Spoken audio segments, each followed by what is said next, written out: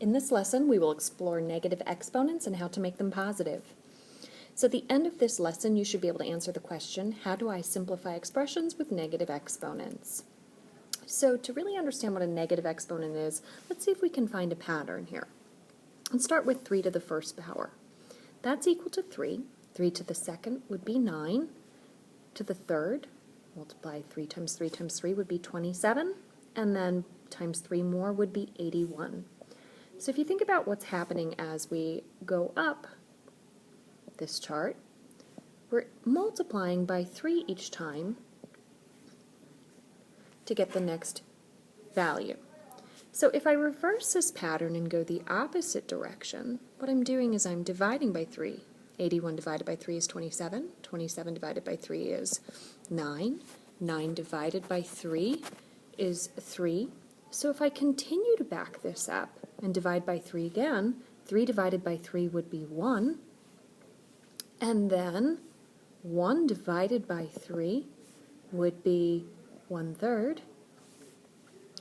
And 1/3 divided by 3 would be 1 over 3 to the second power, or 1/9.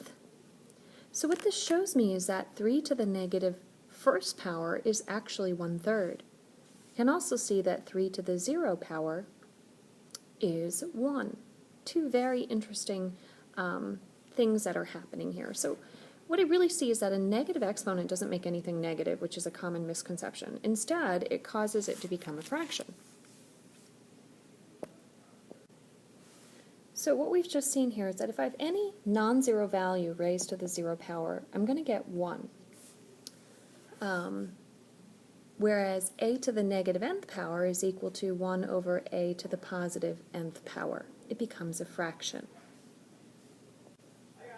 If you think about a to the 0 in another way, 4 squared over 4 squared, if we use our rules, would be keep our base and take our top exponent minus the bottom exponent would be 4 to the 0 power. But you should also know that anything divided by itself is 1. Well, we can't get two different answers for the same problem because each answer is unique and real. 4 to the 0 power has to be 1 would be a logical conclusion. Another proof for why a negative exponent would make it be a fraction would be if you think about a squared over a to the 5th. The rule is keep your base, take your top exponent minus your bottom exponent, would be 2 minus 5 is negative 3. Well, if we expand this, we know that we get a times a on the top. A would be a factor 5 times on the bottom, which would result in 1 over a cubed. Well, again, we can't get two different answers for the same problem, so the logical conclusion is that a to the negative third is actually 1 over a cubed. Let's make each of these expressions have a positive exponent. So 3 to the negative first, well, what it does is it becomes a fraction. It drops down to the denominator, and when it does that, your exponent becomes positive, so it is 1/3. 8 to the negative second is currently in the numerator. It drops to the denominator, and it becomes 1 over 8 squared. X to the negative first travels down to the denominator, and the exponent becomes positive, so it's 1 over x to the first, or just 1 over x. Now, in number 4, the only thing to the negative exponent is the base m, so the 5 stays put in the numerator, and m to the third drops to the bottom. When it does, the exponent becomes positive. The directions are very similar in 4 through 8, but now they say evaluate. So that means we're going to figure out what like 3 to the negative second actually is. We're not going to leave it with exponents. So this becomes 1 over 3 squared, and then 3 squared is 9, so 3 to the negative second power is actually 1/9. And that's something you could confirm on a calculator. 5 to the negative third is 1 over 5 to the third power. 5 to the third is 1/25, so 5 to the negative third is 1/125.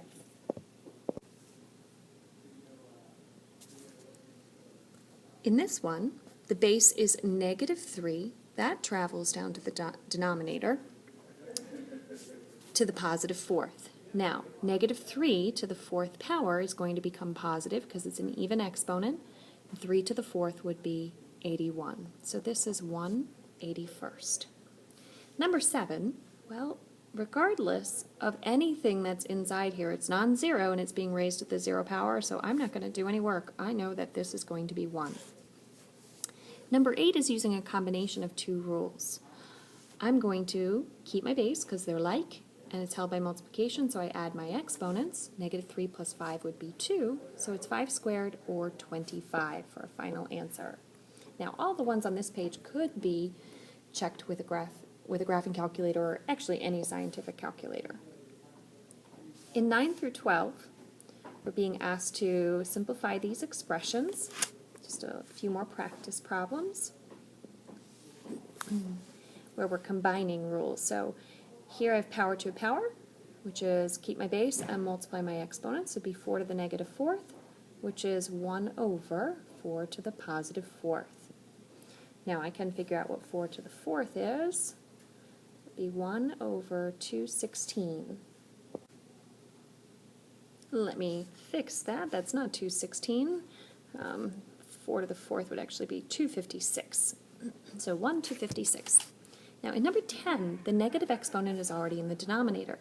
So it has no choice but to travel back up to the numerator and become 3 to the 4th power. 3 to the 4th power would be 81.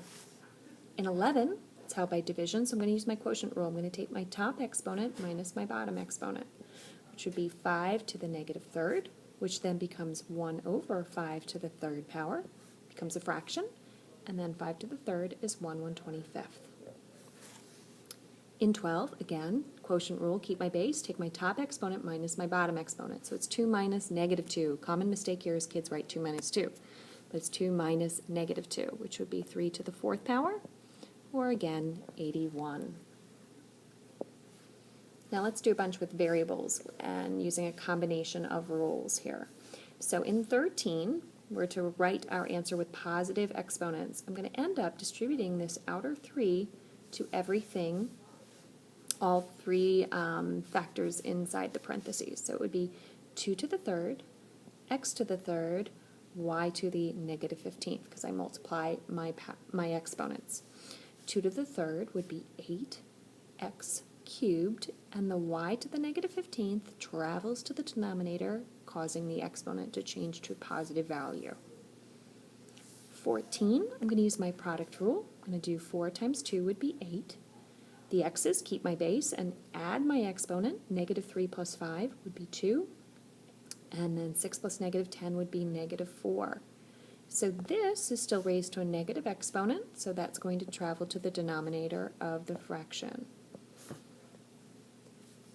15, several ways you can handle this one. I'm going to start with simplifying 2 over negative 4, and I don't like to leave my negative sign in the denominator, so I'm going to bring it up to the numerator. That's going to reduce to 1/2.